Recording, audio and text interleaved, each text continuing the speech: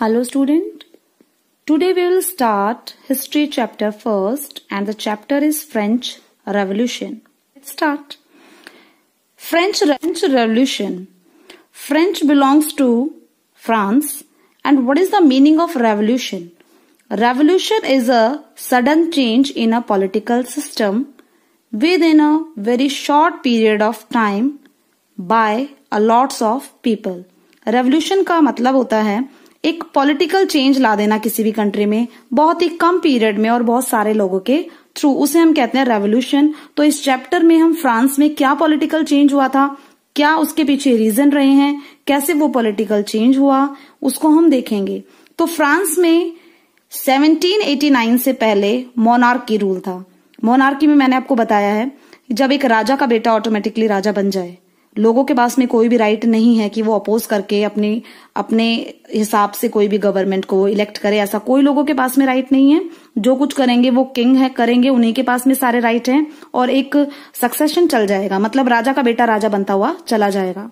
Okay, सो ये जो chapter है ये स्टार्ट होता है, एक इवेंट हमें बताया गया है, उसे बोला गया आउटब्रेक ऑफ फ्रेंच रेवोल्यूशन की स्टार्टिंग, उसे बोला गया उस इवेंट को। और उसके बाद में उस इवेंट के बाद में हम फ्लैशबैक में पढ़ेंगे सारी चीजें। यानी सबसे पहले हमें क्या बताया चैप्टर में कि 14 जुलाई 1789 को पेरिस, जो कि कैपिटल थी फ्रांस की, वहां पर एक आउटब्रेक स्टार्ट हो गया। वहां पर एक लोगों ने अटैक कर दिया है जो किंग है उसके फोर्ट पर। अब किंग है, कौन थे किंग? लुई 16 थे। 1789 14 जुलाई Louis 16 was the king of France. France के किंग थे उस टाइम पर। लोगों ने क्या किया? स्टॉर्मिंग ऑफ प्रिजन, एक प्रिजन थी, किंग ने एक प्रिजन बना रखी थी बैस्टिल में। बैस्टिल में एक फोर्ट था, वहां पर किंग ने प्रिजन बना रखी थी, मतलब जो लुई 16 के अगेंस्ट में बोलता है अपने पावर को शो करने के लिए उन्होंने वहां पर प्रिजन बना रखी थी, उसको पकड़ के वहां पे जेल में डाल दिया जाता था। ओके, नाउ अब 7000 पीपल थे, मेन एंड वुमेन, वो इकट्ठे हुए। उन्होंने अपनी एक मिलिट्री, यानी लोगों मिल करके एक मिलिट्री बना लिया, उन्होंने आर्मी बनानी है जो कि किंग के अगेंस्ट में वो लड़ने के लिए तैयार है। इन्होंने अटैक कर दिया बैस्टिल पर, वहां के कमांडर है उनको मार दिया और वहां पर 7 प्रिजनर थे उनको रिलीज कर दिया। अब इन्होंने अटैक क्यों किया था फोर्ट पर? क्योंकि इनको ये लगता था कि फोर्ट में भी कुछ वेपन्स इनको मिल जाएंगे, कुछ हथियार इनको मिल जाएंगे, तभी ये किंग के खिलाफ में लड़ाई स्टार्ट कर सकते हैं।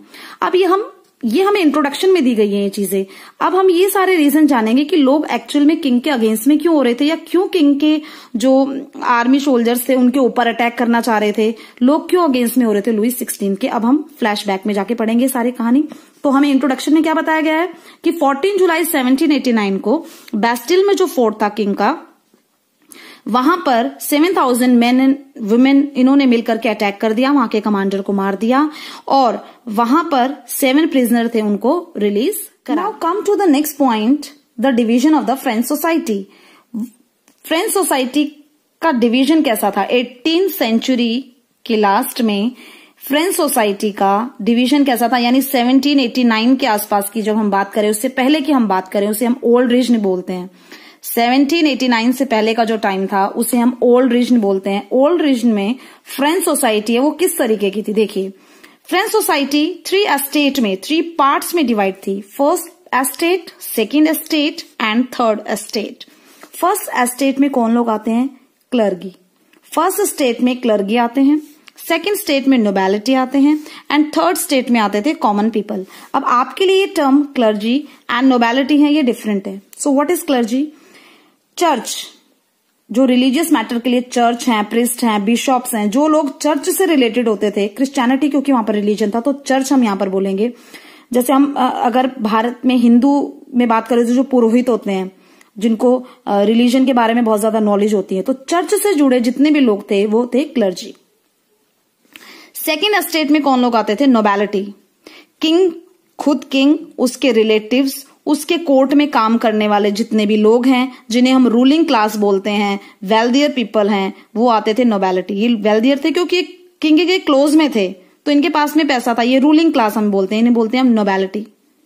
Okay, now who belongs to third state में कौन लोग थे? Common people. कॉमन पीपल में आपके मर्चेंट्स हैं, पीजेंट्स हैं, लेबर्स हैं, लॉयर्स हैं, बाकी जितने भी लोग बच गए किंग के रिलेटिव या कोर्ट में जितने भी लोग राज दरबार में काम कर रहे हैं वो, और चर्च में जितने लोग काम कर रहे हैं, चर्च से जो बिलोंग करते हैं, उनके अलावा जो लोग बच गए वो कॉमन पीपल थर्ड एस्टेट में आते थे। चलिए, अभी हमने देखा फ्रेंच सोसाइटी का डिवीजन 3 एस्टेट में था, तो प्रॉब्लम क्या थी? प्रॉब्लम देखिए कि clergy and nobility have some special right, जिन्हें हम स्पेशल प्रिविलेजेस बोलते हैं।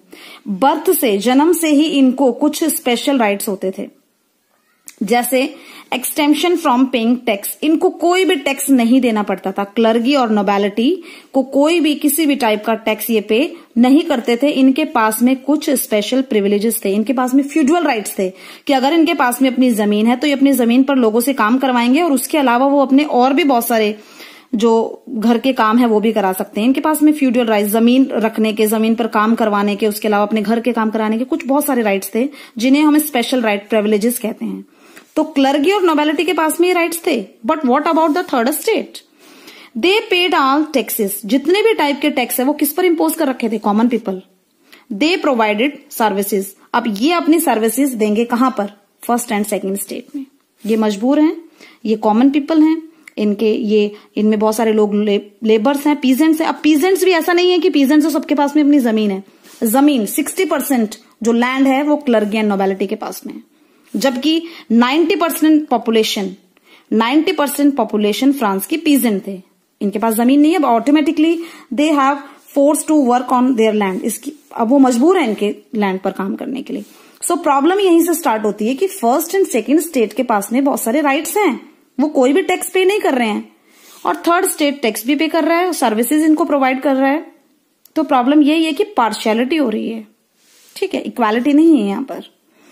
अब बुक में आपको बता रखे हैं 2 टाइप के टैक्स, तो हम टैक्स की बात कर लेते हैं। एक था टिथ।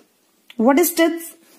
टैक्स पे टू द चर्च, चर्च को ये टैक्स देना पड़ता था। थर्ड स्टेट चर्च को ये टैक्स देगा, जिसे हम टिथ कहते हैं, टैक्स पे टू द चर्च। और ये इसमें क्या होता था? 1/10 ऑफ देयर प्रोडक्शन। दूसरों के खेतों पर ये काम कर रहे हैं, जितना प्रोडक्शन होगा उसका 1/10 पार्ट ये दे देंगे चर्च को। Okay, what is taille? Taille क्या था? Tax directly pay to the state government. अब थर्ड एस्टेट डायरेक्टली, जो किंग है, किंग के शाही खजाने में जो टैक्स देगा उसे हम कहते हैं टेली। टिथ चर्च को देगा, टेली गवर्नमेंट के पास में देगा, किंग के पास में directly. Okay, so now we are talking about the Louis 16।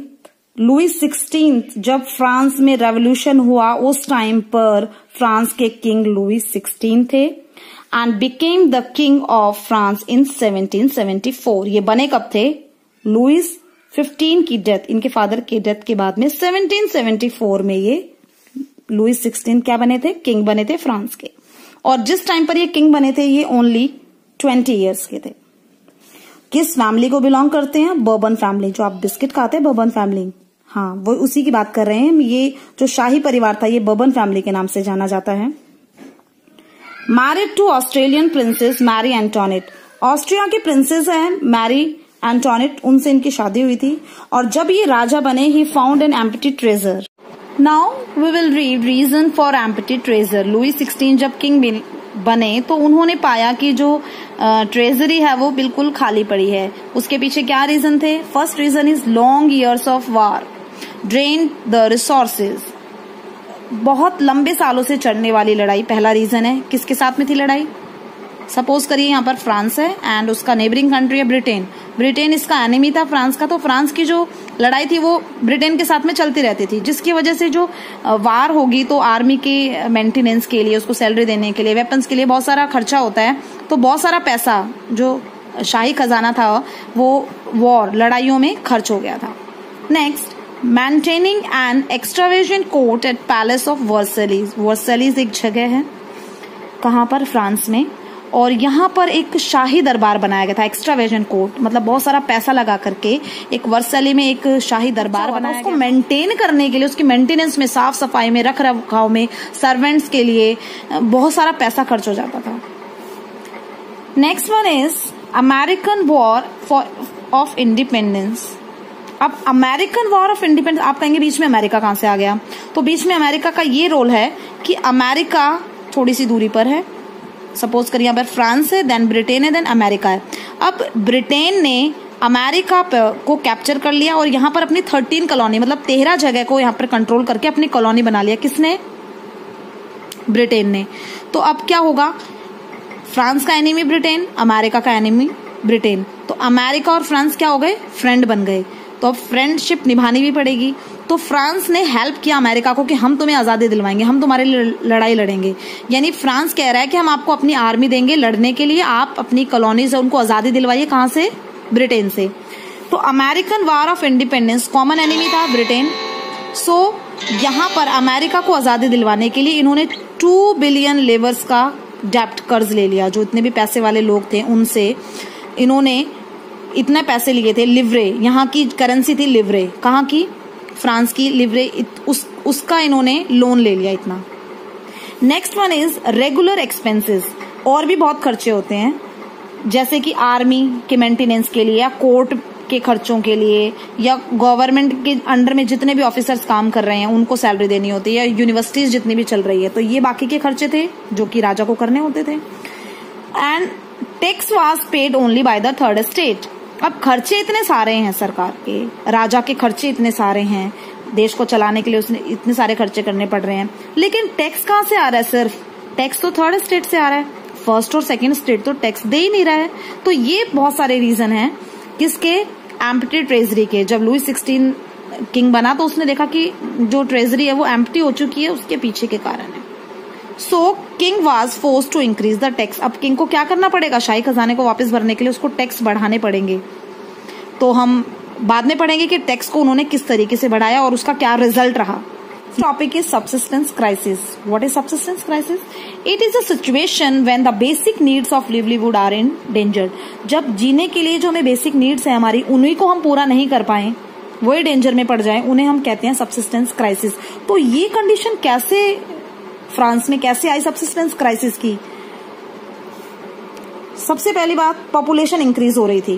23 million थी 1715 में, जो कि 1789 तक 28 मिलियन हो चुकी थी। पॉपुलेशन बढ़ गई है, जो फूड ग्रेन्स हैं उनकी डिमांड भी बढ़ेगी। But less production as compare to demand. लेकिन डिमांड जितनी हो रही है उतना प्रोडक्शन नहीं बढ़ रहा है। जमीन उतनी है, प्रोडक्शन उतना ही हो रहा है, बस पॉपुलेशन बढ़ी है। पॉपुलेशन बढ़ने से डिमांड बढ़ गई है, लेकिन प्रोडक्शन उतना ही है। तो क्या होगा? Increase in the prices of food grains. तो ऑटोमेटिकली जो फूड ग्रेन्स है उनके प्राइसेस बढ़ जाएंगे। I hope all of you understand these topics. We will continue in next video. So take care of yourself. Stay at home. Stay safe. Thank you.